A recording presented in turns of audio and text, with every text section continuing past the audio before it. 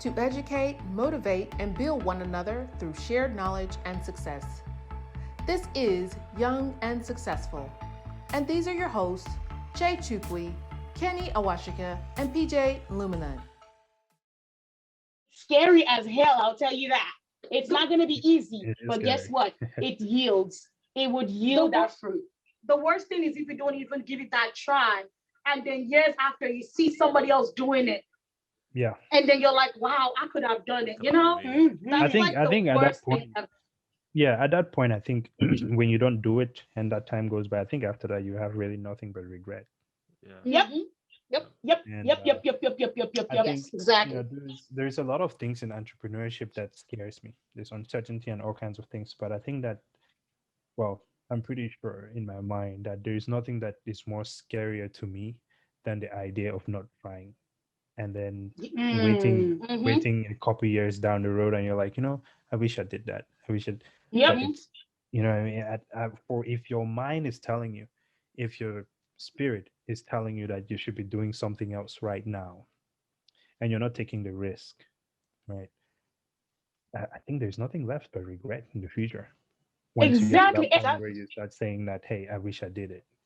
Exactly. And honestly, it's like, so what? Even if you failed or it didn't go the way you wanted it to go, you can always go back to that job or pick yourself back up and try again. Yep. And just because you left your job and you're trying it and it doesn't work out doesn't mean it's time to just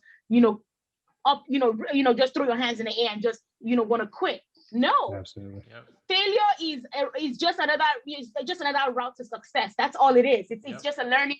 It's a learning curve. That's all failure is. Sometimes it even helps you succeed even more, because now you have lessons learned and you take those lessons and you move forward with it. Right? You shouldn't just say, oh my God, and start regretting and say, I need to go back. I need to go back and work for my boss. No. Your boss can fire you anytime. When you run your own business, you can't fire yourself. You run your own business. Hey, at that time you work for the people and you have to deliver. Exactly. Exactly, so right. That is what exactly. That is. That's now, true. here's the thing. Something interesting you said earlier was about that intentionality and consistency, right? And when I look at being intentional and applying consistency over that period of time, I kind of narrow it down to discipline. And maybe this is just me, but I think we can all agree that these are some things that you have to apply to see that continuous growth, right? So for you guys, what are some things that you put in place to help you cultivate that habit, right, and that discipline over time to wake up every day and stay on track with the things you need to do? First of all, because obviously there's no one telling you this is what we need to do today and that is what we need to do at that point. Exactly, right. Exactly. You have to decide what is going to happen with your time. So what are some things that you've put in place to help you cultivate that discipline over the years to keep you on track with what you want to do? Time management. You have to manage your time because the day goes by so fast. And also I would say whatever you like too much, because I love watching TV. So usually when I come back from work, I'll just watch TV or so. That's my nursing job. But there's really barely time to watch TV. So I rather be researching for more ideas and stuff than actually watching TV. So it's more of discipline yourself, do more research, educate yourself, and manage your timing wisely. Because your time will just go by like really fast. Like every day I have to say, what have I accomplished for Twin Perfections today? That's what I always tell myself. I have to at least accomplish like 10 things or more. And every day you have to have a list of things that you want to accomplish in a day. And you might not accomplish all of it, but at least most of it you have to. Because you have to hold yourself accountable. For me, when it comes to discipline, I literally have to write it out. So the night before every night, I would write down everything I want to accomplish the following day, and I'll break my day out into minutes. And then starting always with when I get up in the morning and I get my kids up, I need to lay my bed and make sure that my surroundings is clean, because that gives me a clear head. That clear mind has to be there. So once my bed is laid out, and my mind is clear, then I'm ready to start my day. I start racing against the clock.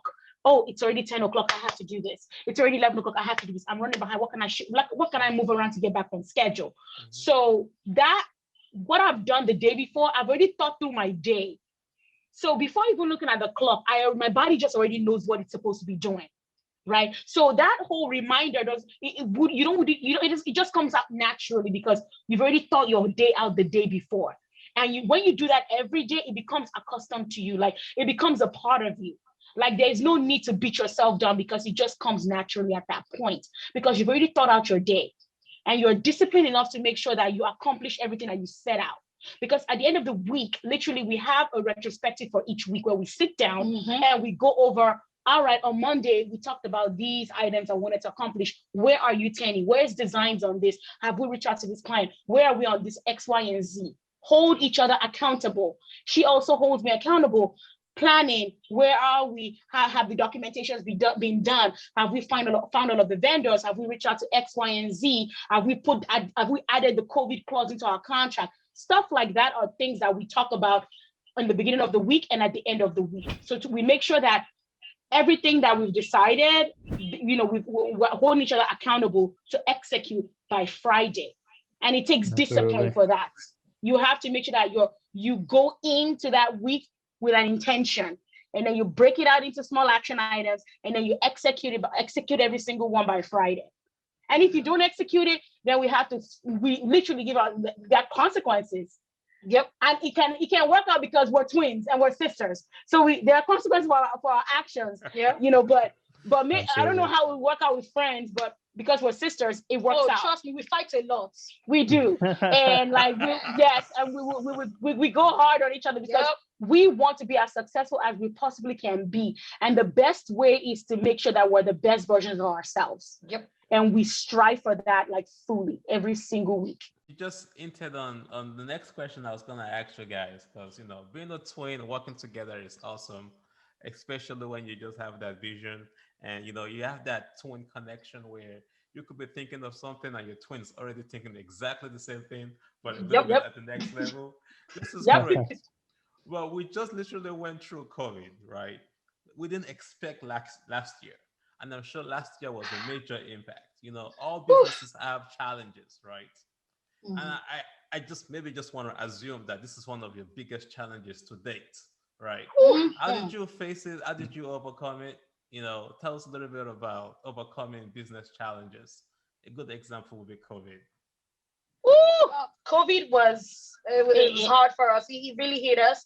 I would say what really saved us was savings. When you own your own business, you always have to have savings.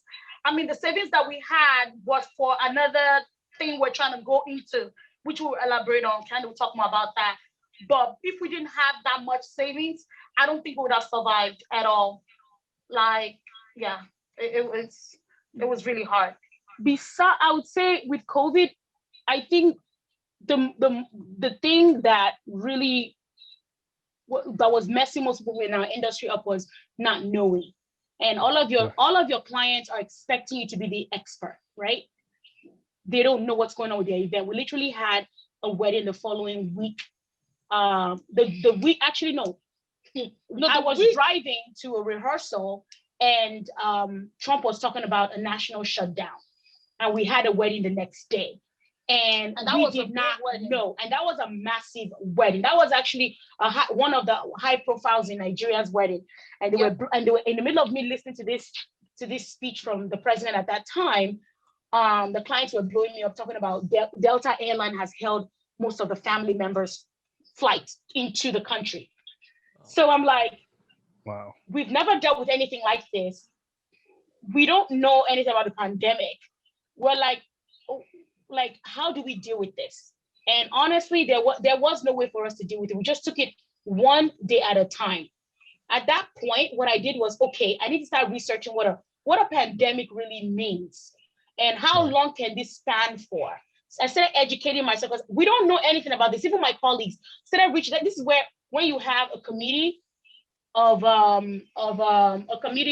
professionals that are in your same field, it's super in your same industry. Sorry, It's very important because that community will help you and they will help you stay grounded and they'll help you from losing your head because they are going through exactly what you're going through and you cannot know everything. So you put in what you know, they put in what they know will give you a well-rounded answer for your clients or give you more information on how to approach certain things within what's going on, right? So that was something that kept us grounded, getting information, going into meetings, getting educated, and understanding how this will fully impact us and getting ourselves prepared from a business standpoint, because we already knew this thing was going to take at least a year. Right. If we did not get ourselves acquainted with other planners or getting ourselves educated on what this means, we would think we'll probably give our clients misinformation and tell them to continue paying vendors because a lot of people lost money. A lot of clients lost a lot of money. So we were able to educate our clients, which is very, very important because you still want to be looked at as the expert. Number two, from a business standpoint, like Tenny said, our savings helped us a lot. So we wasn't like we make money and then we blow it or anything. You have to make sure that you have that contingency money just in case. Yeah. Yes, and then that money was able to keep us in our office and keep our storage because we have 2 different rents that we're paying every single month. And yet we don't have the business flowing in as it used to. Yeah. And then also we had to quickly make a quick 180 degree to start spearheading, going the direction that where the new normal is going, which is micro weddings. So immediately we started turning all the weddings we had in 2020 into micro weddings. Yeah, you said something interesting there. I just wanted to just pause for a little bit, and just for those who do not know, and for me as well, I don't know this. What would be a micro wedding, and how does that work out? So, for example, if you have a 250 guest wedding that you've paid for, and you are $50,000 in, let's just say, I'm just throwing out a number, $50,000 in, and we're in a pandemic, that 250 guest wedding cannot happen. That 200 guest wedding is not going to happen. So what we do is we shrink it. So all of your vendors are still in place. They're still doing everything they need to do, but we're either taking that wedding from a venue to a smaller space like your backyard, or like to a restaurant that you're renting out, of course, while abiding by the COVID laws, and then bring in you bring in less than 50 people. We've done weddings. We brought weddings from 400 guest wedding down to like 25. We did that last year, October. Those are micro weddings that are smaller. And then instead of spending that, for example, $20,000 on designs, you then give your guests more of an experience. Those 25 guests, you give them more of an experience with your designs because now you're able to do more. You don't have to spend that $20,000 on 400 people. You're only spending on 25 people. So you're able to do more with that money and give those 25 people more of an experience. So that's what micro weddings gives the people that do.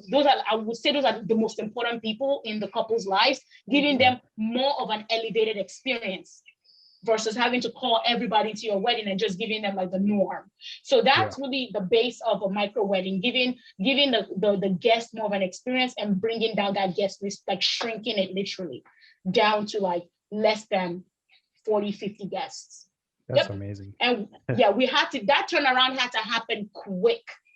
And we had to learn what it means. We had to learn the COVID laws. We had to wait for the new rules and regulations to come out from CDC on a federal level, and also from the local level as well, from the county. We have to understand what California laws are. And California, as you guys know, COVID hit us hard.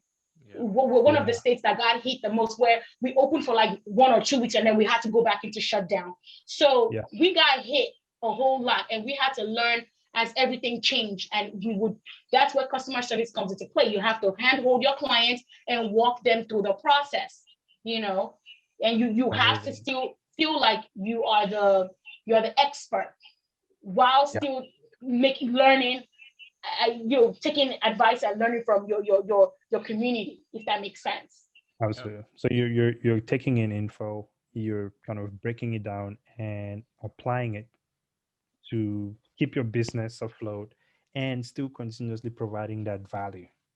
Exactly. And one thing is, you never make your clients know you're freaking out.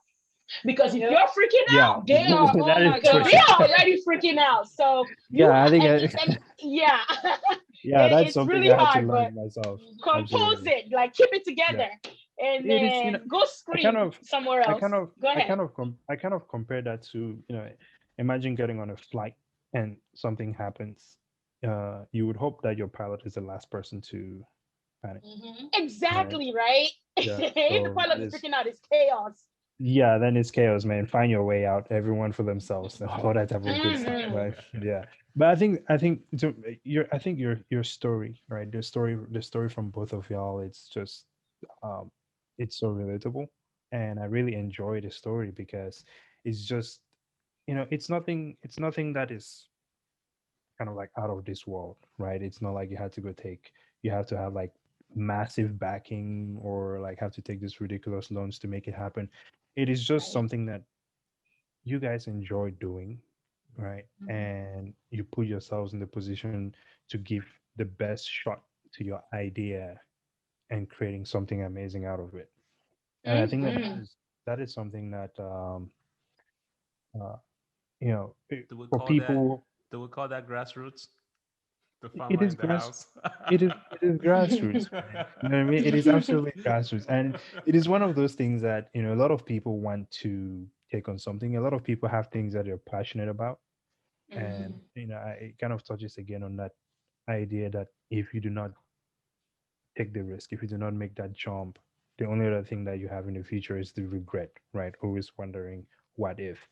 And I think that that's just amazing. Because, and I would share with you guys just an example of something similar that happened to the gym during COVID, when everything started going down.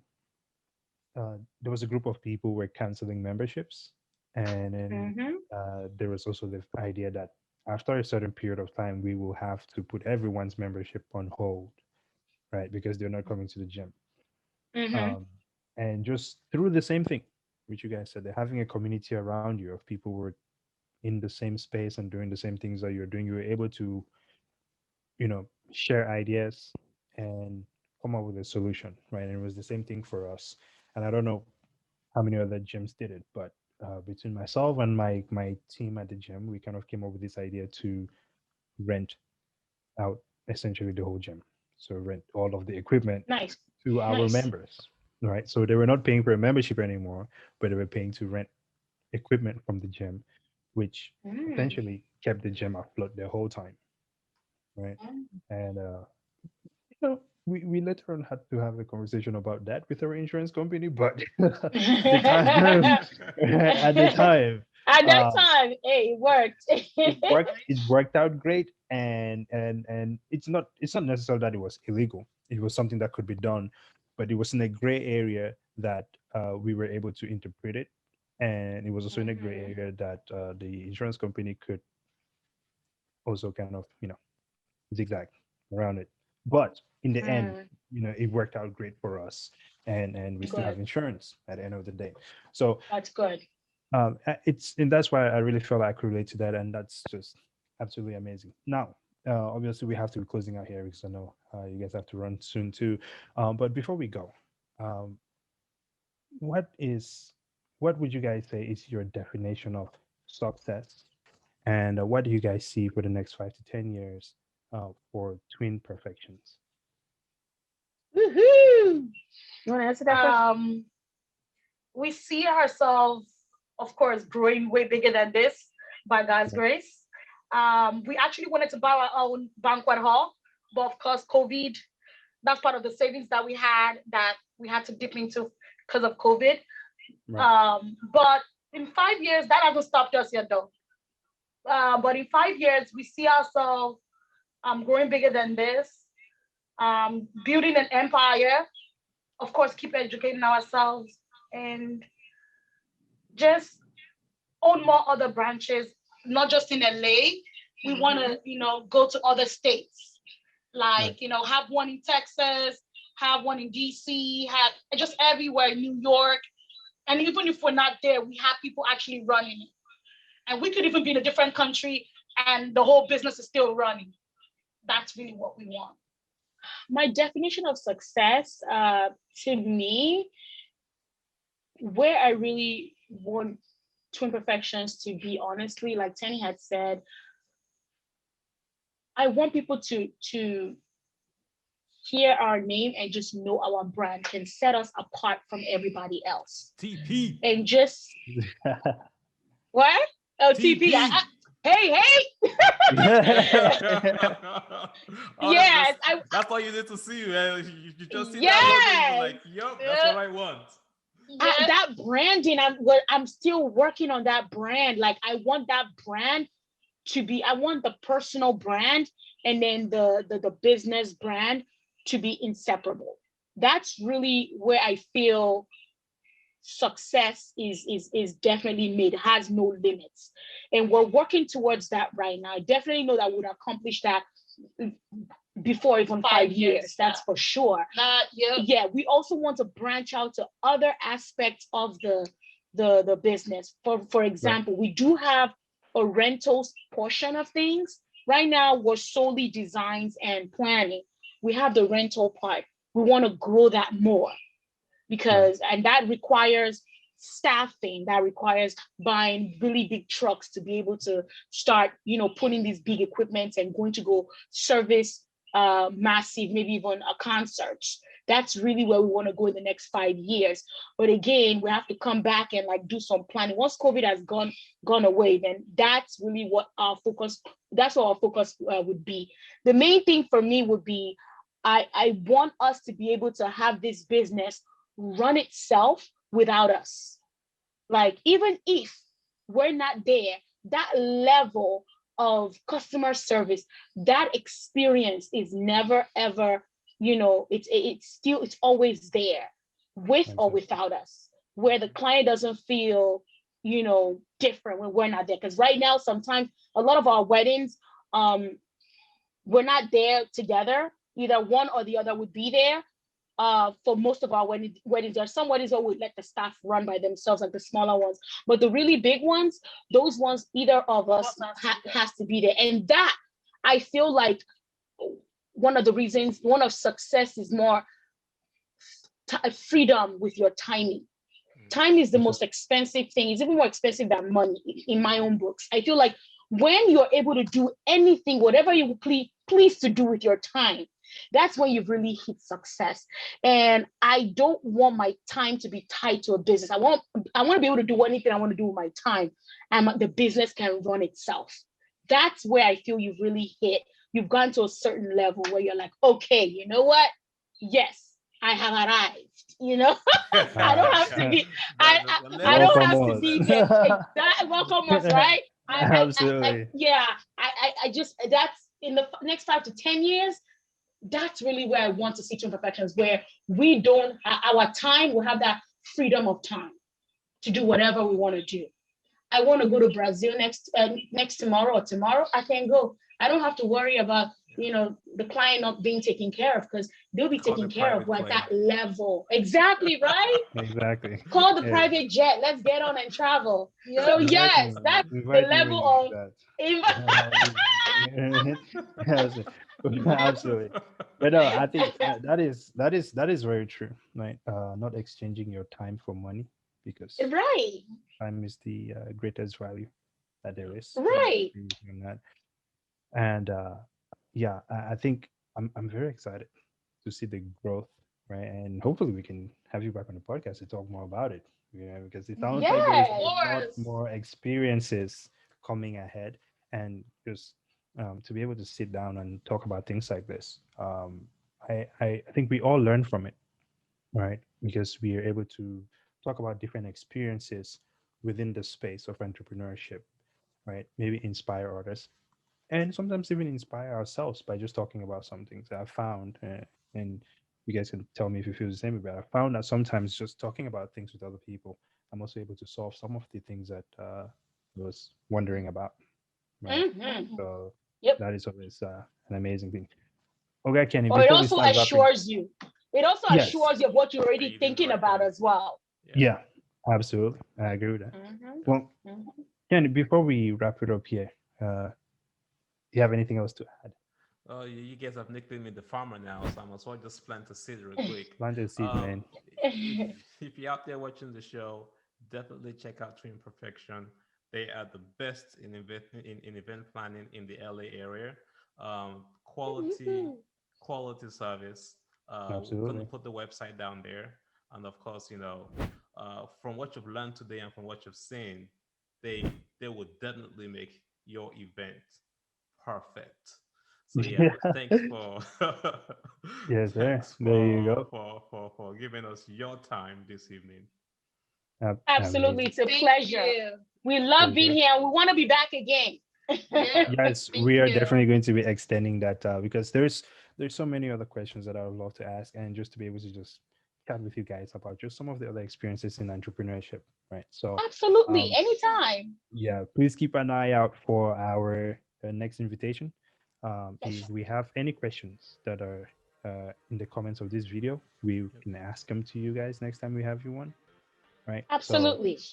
um, until next time, ladies and gentlemen, Tenny Awoshike and Candy Awoshike Lewis. That's All Thank right. us. you. Thank you, guys. Thank you guys for joining us. The goal is to educate, motivate, and build one another through shared knowledge and success. Until next Yep. time, stay out. Yep. Bye. Double O Kitty.